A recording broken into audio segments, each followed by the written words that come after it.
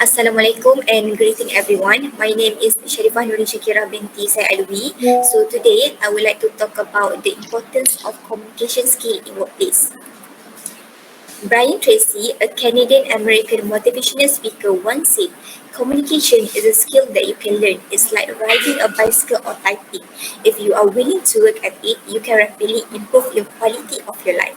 Do you know, according to a National Association of College and Employees report, a communication skill is the most crucial skill the employees seek among their employees, where 38% represent a tone and inflection, 54% represent a body language, and 7% represent a verbal communication. There are many employees nowadays who are lack of their communication skill in workplace. Therefore, knowing the importance of communication skill in workplace is crucial for us because it enables the employees to improve their productivity and also reduce the cost of miscommunication. One of the importance of communication skill in workplace are it can improve the employee's productivity. This is the line graph shows the employee productivity rate from 2014 to 2019. From this graph, it shows that 2018 recorded as the highest employee productivity rate at rate of 82%. This might be happen because of the employees at that particular year already had an improvement in terms of their communication skill in workplace. Um, this can be achieved when the employees not only expand their knowledge and understanding of various factors, but also promote an effective communication skill in workplace with other members, including superiors, subordinates, colleagues, and also individuals outside of the organization, such as customer, distributor, and so on. For example, if we work as a business person, we need to know how to communicate well with our customer, either through chat or face to face in order to convince them to buy our product. In addition, it also can enable the employees to understand better their roles, allowing them to perform their assigned duties more effectively and can get more work done while reducing the stress. From this graph, there was a gradual increase of employee productivity rate from 2014 to 2019, where there was 6% increasement of employee productivity rate from 2018 to 2018. Next, it is also can maintain a strong working relationship. According to a Connected Culture report, 71% of those who were said productive are well connected with their colleagues. In order to ensure we are well connected with colleagues, we need to maintain or have a good communication skill in workplace, such as by maintaining an eye contact while communicate with others, being active listener, and so on. Um, Second, it also can reduce the cost of miscommunication. So this is a bar chart shows the cost of miscommunication. From this chart, higher stress level is recorded as the major cause of miscommunication at rate of 52%. This can be happen when the individuals misinterpret what is being communicated and misunderstanding, which can leave the employees a feeling of unheard, disrespected, ignored, or unfair. First, it can be happen between the employees. For example, if we lack of communication skill in workplace, such as when we communicate with others by using heightened volume or using improper words, the others might show a bad perspective toward us, such as they might think us as a rude person or being sarcastic. Second, it can also be happen between the employer and the employees. For example, if the employer assign his or her employee to make 25 calls per day, while the other employee with the same position need to make 50 calls per day.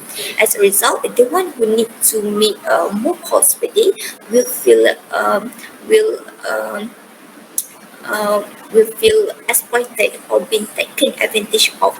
As a result, there will be other issue arise, such as the employee might resign from his or her work and so on. However, if the employer holds a meeting to clarify the reason he or she need to do so. Both of the employees might be understand their situation, and there will not be any issue or workplace conflict. In conclusion, a productive and successful team in workplace requires effective communication skill because, in other hand, a poor communication can lead to workplace conflict and unprofessionalism. Therefore, knowing the importance of communication skill in workplace is crucial for us because it enables the employees to improve their productivity and also can reduce the cost of miscommunication. As for recommendation, the employees should attend a communication skill workshop frequently to help them communicate more effectively and confidently. This can be implemented by their work organization to organize a yearly communication skill workshop and assign all the employees to attend it, the new or old employees. So that's all from me. Thank you for listening.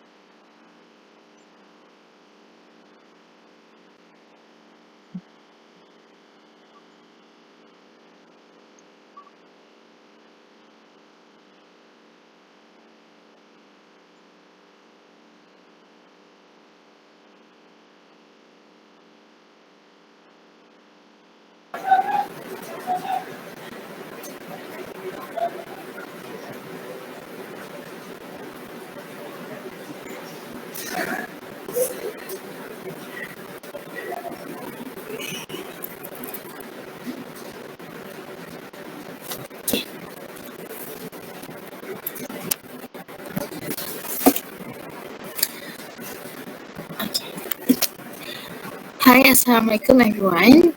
I hope that everybody is having a great day today. So first thing first, I would like to introduce myself. My name is Nur Kasha Mtizaliruddin from AS 590 Class 11. Okay, now let's take a moment and wonder what would happen to our planet in a decade's time. Do we still can live on Earth, or is there any sufficient supplies for us to live? So nowadays, our climate has been changing, which affecting the world, risking our planet's diversity of life. So the sea levels are rising, oceans are becoming warmer, longer, more intense droughts threatens the crops, wildlife, and freshwater supplies. From polar bears in the Arctic to marine turtles off the Africa coast, all this ecosystem in the world has been affected by climate change. So these are the content that I will be included in my speech. And the purpose I'm giving this speech is to spread awareness for the future about the impact of the climate change towards our planet and increase the knowledge to people so that action can be made to help saving the earth. So what is climate change? So based on the United Nations, climate change are long-term shift in temperatures and weather patterns. It can naturally happen through the changes in the sun's activity or large volcanic eruptions. But since the 18th century, the main factor has been caused by the human activities such as burning of fossil fuels like coal, oil, and gas. And the purpose of the climate is to shape various ecosystem and habitats. And the climate could be beneficial, the climate changes could be beneficial towards a species but also a devastation to another. And the way of a certain species responds to the changes are by adapting, migrating, or reducing their population. So this picture shows an example of an ecosystem, which includes many habitats. Okay, now let's move on to the impact of climate change. Okay, when the concentration of the carbon dioxide increases in the atmosphere by mostly human activity such as open burning that leads to the emission of heat trapped greenhouse gases, making the earth warmer, which then severe changes happen to the climate and the earth system. And this also could lead to heat wave that pose health risks, particularly to young children and elderly.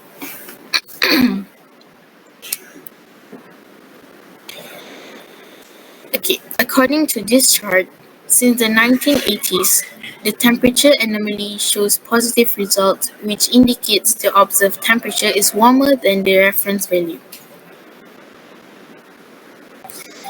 So as you can see on the slide, this is a comparison of the Arctic sea ice.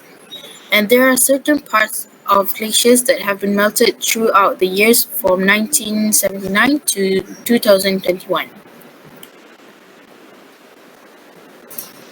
Okay, so as the glacier melts, the seawater level rises, which ultimately leads to flood. And due to the climate change, there will be a higher risk of places being submerged underwater. And this situation threatens both the coastal communities and the surrounding ecosystem. As the slide shown, the sea level rise accelerate from 0.9 millimeter per year in the 19th century to 3.2 millimeter per year in the 20th century. So for example, the current situation happening in Venice, Italy, the seawater has flooded the city, and experts estimated that the city will be at the risk of disappearing beneath the wave by as early as the end of the 21st century. Okay, now that you know something about the impact on the environment, so let us look at the impact of the climate change on the agriculture and the economy.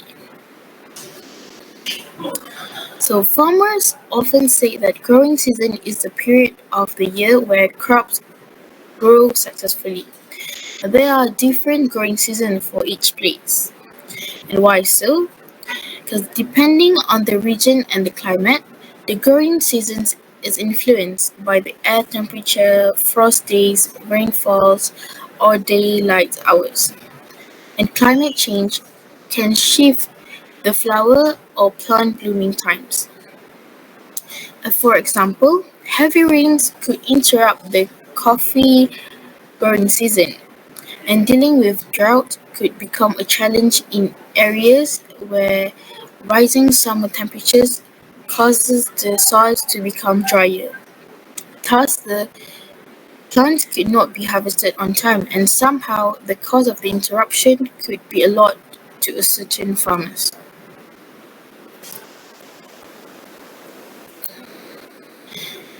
Next, the production of staple food has declined in recent years due to plant diseases, extreme weather events such as drought, and torrential rain, and the changes in the weather patterns due to global warming will result in global water crisis, which will then double the global demand for food and water for the next 30 years. And climate change has both direct and indirect effects on agricultural productivity, including changing rainfall patterns, drought, flooding, and the geographical redistribution of pests and diseases. And lastly, it is known that food shortage will result in an extreme scarcity and famine. And for example, in African countries, majority of the population suffer from malnutrition that leads to physical and mental development delays and disorders. And this will cause their health to be threatened and their population to be at the brink of extinction due to high mortality rates. As you can see, there have been decrease in the yield produced throughout the years because the extreme weather events and changes in the atmospheric carbon dioxide. And climate change disproportionately impacts the world's most vulnerable. About 3 in 4 poor people lives in the rural areas depends on natural resources for their livelihoods. So decreased water access, limited food sources, and increased competition for resources are often a matter of life and death. Okay, as for the economic, okay, next, as for the economic stability, when the heat wave attacks, most of the people are unable to work efficiently, thus reducing their productivity. So when the decrease in the productivity will result in less production for the company. So the said company will experience loss and unable to gain profit. The economy of a nation can collapse and put the country in an economic recession, recession and crisis that will threaten the welfare of its population. So in conclusion, climate change brings effects to life and there is no time to delay our act upon this phenomenon happening now. We can try to save the earth by doing as much as we can. So, in an effort to support the environmentalists' fight for the climate change awareness, we can participate in Earth Day. It is an annual event on the April 22nd to demonstrate support for the environmental protection. So, we contribute to a happier, healthier planet by engaging in actions like trash cleanup and tree planting. As the quote by Jane Goodall, a renowned English primatologist, goes, "What you do makes a difference, and you have to decide what kind of difference you want to make." So that's all from me. Thank you for lending your ears.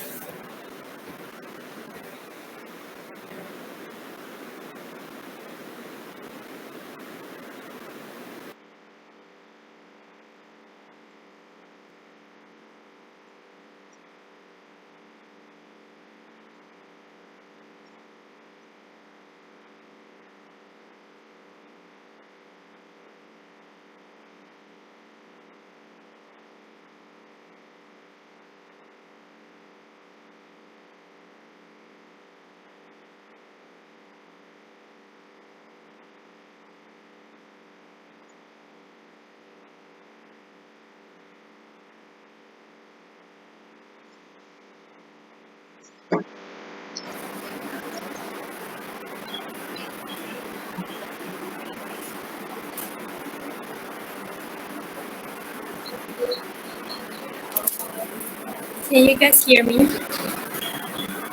Okay. Assalamualaikum and good day everyone. My name is Nur Alisha Bika binti Maswadi. I am the third presenter.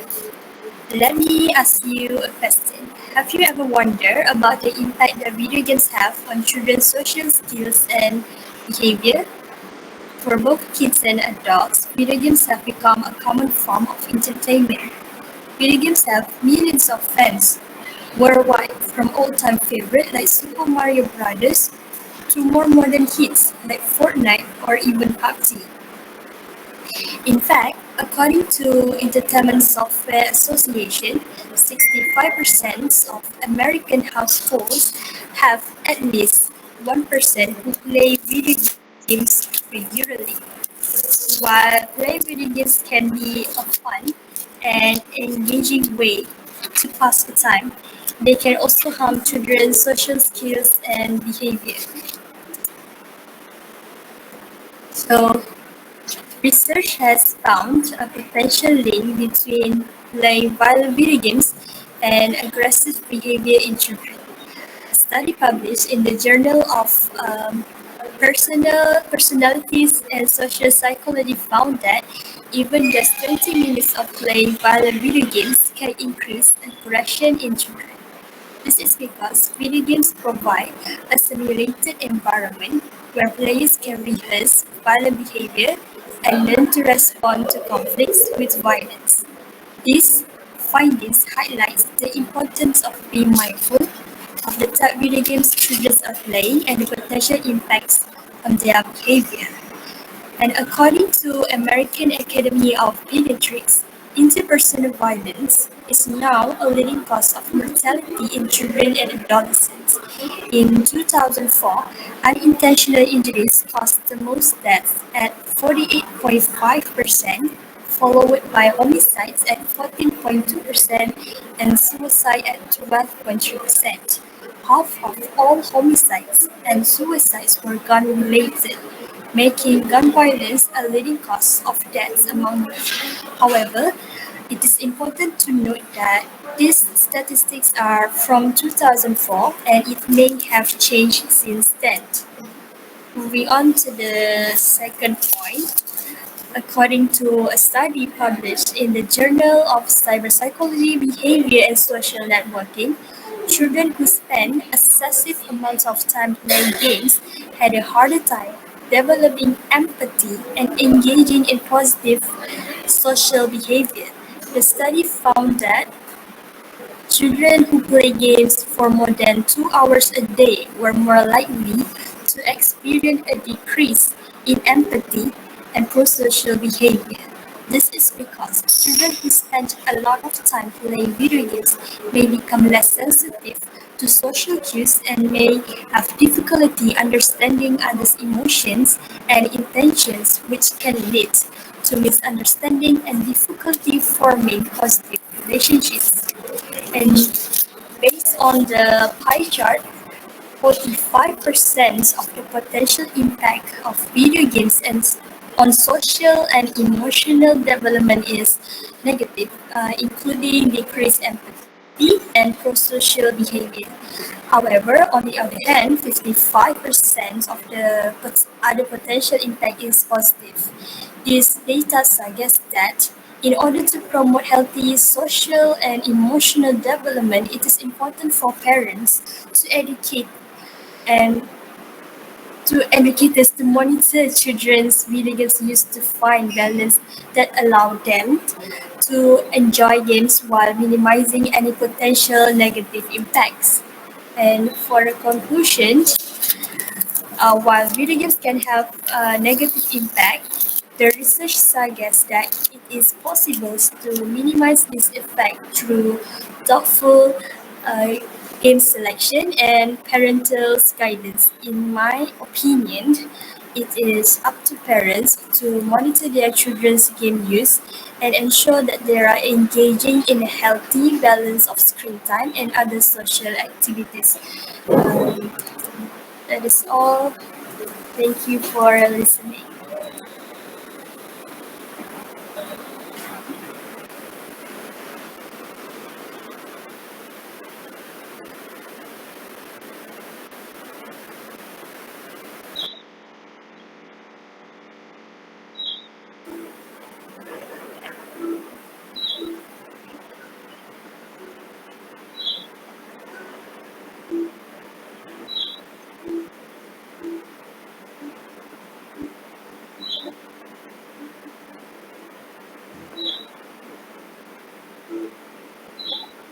Can you guys see my slide?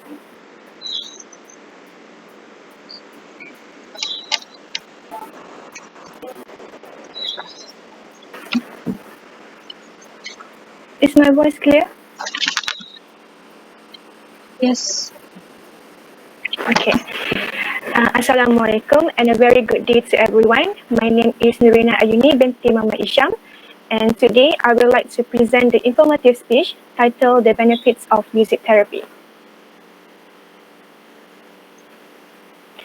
So, music is an important element in our daily life. It plays a role in human culture, and it is to listen to and play by a person of all ages, races, and even people with various of background or ethnic. Instead of enjoying listening and playing with music, it can also act as a therapy for ourselves. So, music therapy can be defined as the use of music as a tool that can give the effects on our physiology, memories, and feelings. To reinforce the fact, scientific research have shown that it can influence physiological processes that enhance physical and mental well-being. In addition, it is used as a treatment for a various of illnesses that is related to mental health issues such as dementia, anxiety, depression, and stress. And even Pythagoras, who is ancient Greek philosopher and mathematician, also prescribed that various musical skill and mood can cure the physical and physiological issues. Therefore, music is a very beneficial for human health since it improves the cognitive skill and also enhance mood.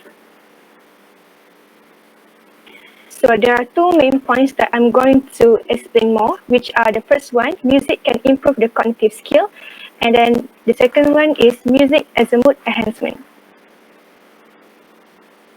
So we go to the first main point, which is music can improve the cognitive skill. So what is the cognitive skill? Cognitive skill is a core skill of the brain that is used to think, read, remember, learn, and pay attention. So how does this music can give an effect to our cognitive skill? So music therapy will help in improving the thought processing, maintaining memories, and the memory skill. So how does it work in our brain? The brain will respond to the rhythmic stimulus from the music that we listen to, and then it will activate the multi-parts of the brain at one time. And lastly, music will grow and associate with mind, which later on will improve the skill that I have mentioned before. So here, the graph chart that represents the efficiency of music therapy in treatment for the patients with Alzheimer's disease. As we all know, people with Alzheimer's disease usually have decrease in movement, communication, and cognitive due to the illness. So as we can see here, the graph is increased after the music therapy was applied to reduce the patient's disease. This is because the particular music that has been utilized to help them control their brain and boost their memory skill. So the second main point, music as a mood enhancement. The selections of music is a very essential depending on the situation and mood at the time. This is because music have unique motivating, relationship building, and emotionality expressive qualities that can influence the moods of the listener. So how it works, the music will boost brain productions of the hormone dopamine. With the increased level of dopamine, it will help in relieve feelings of anxiety and depression, which later on it will stimulate the part of the brain that is responsible to moods and also emotions. So the recent study that was conducted by the psychologists in UK in 2003 have stated that listen to upbeat music could improve someone's mood and leads to happiness, which with the happier mood, it will link to the better physical health and also positive relationship satisfaction. Moreover, listen to the slower tempo can quiet your mind and also relieve your muscle, making you feel more soothed and also at the same time will release from the stress. So as for the conclusion, there are many more benefits that we can obtain if we use music in our daily life. Two of them is to improve the cognitive skill, which helps in improving the brain functions. And then the second one is the mood enhancement, which could lead to a happy lifestyle. So as for the recommendation, wherever you feel stressed, try to listen a song with a soft beat melody. For example, a song with nature sound, such as the sound of rain, thunder, and mixed with the other music such as light jazz, which it is a very effective way to relax your mind and for the stress management. So that's it from me. Thank you.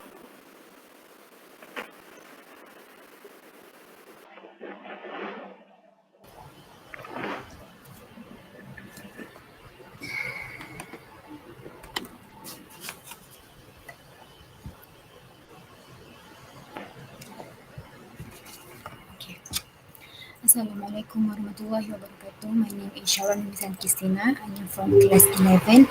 Today I will be talking about the importance of good personal hygiene. I'm sure that everyone must be aware of the importance of having good personal hygiene practice. Uh, how often do you guys take care of your personal hygiene? Every day, every week, or perhaps you don't even understand what personal hygiene is. So basically, personal hygiene is looking after and maintaining all parts of our external body clean and healthy. Here are some of the example of good hygiene practices. The first one is take shower twice a day.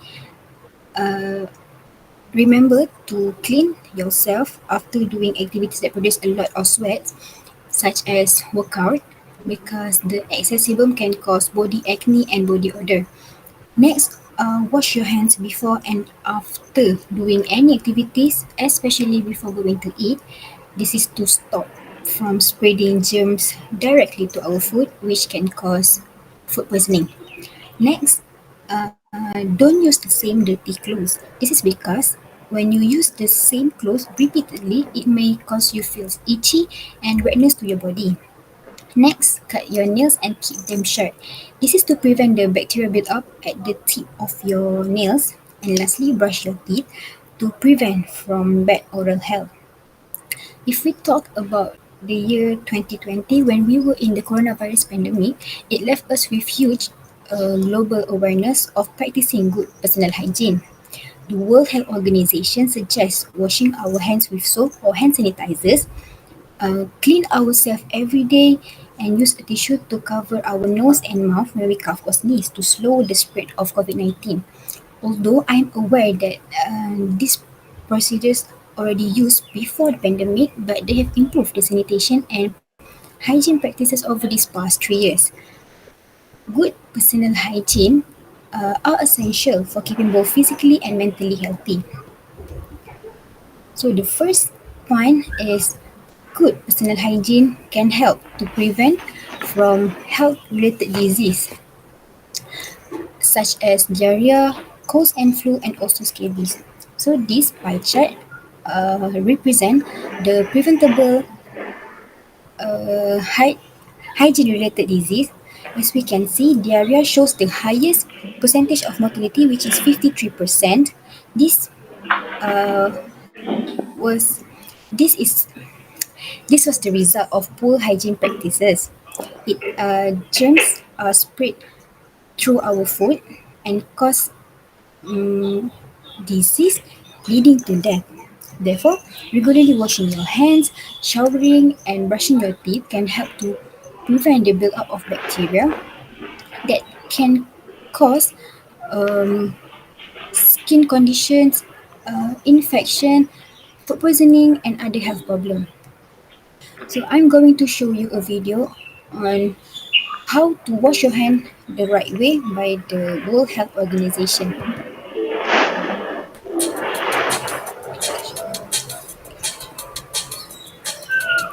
Hand washing should take you about 1 minute. Use a timer or count from 1 to 10 in each of the following steps. Wet hands with water and apply enough soap to cover all surfaces of the hands. Let the water run smoothly to avoid touching the tap later on. Rub hands palm to palm to obtain a good quantity of foam.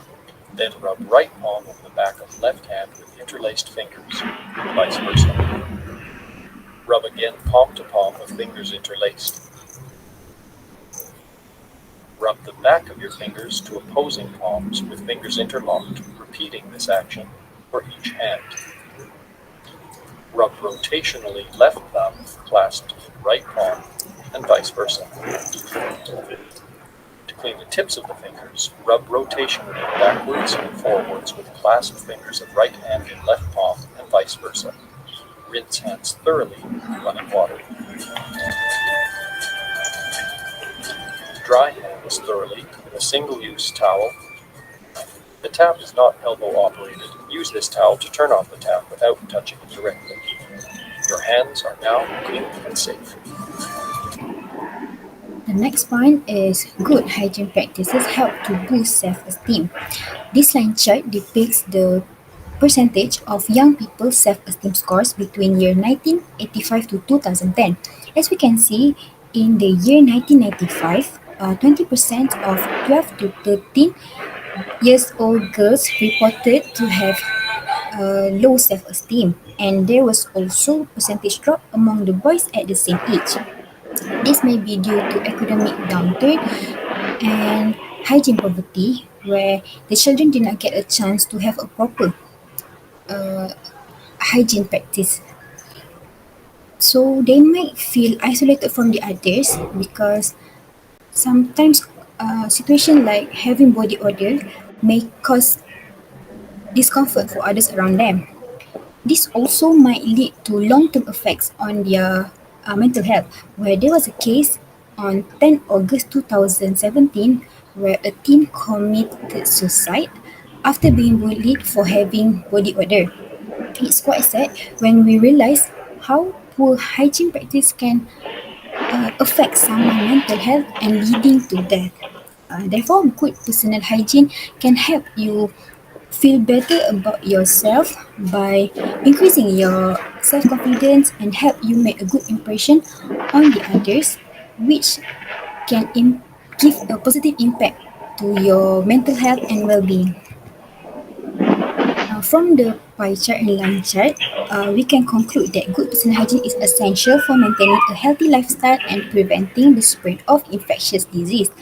One recommendation that comes to my mind is I hope the government will improvise in providing more access to clean water, equipment and utilities to prevent the hygiene poverty crisis and make sure that everyone get to start to take care of their personal hygiene and lifestyle. That's all from me. Thank you.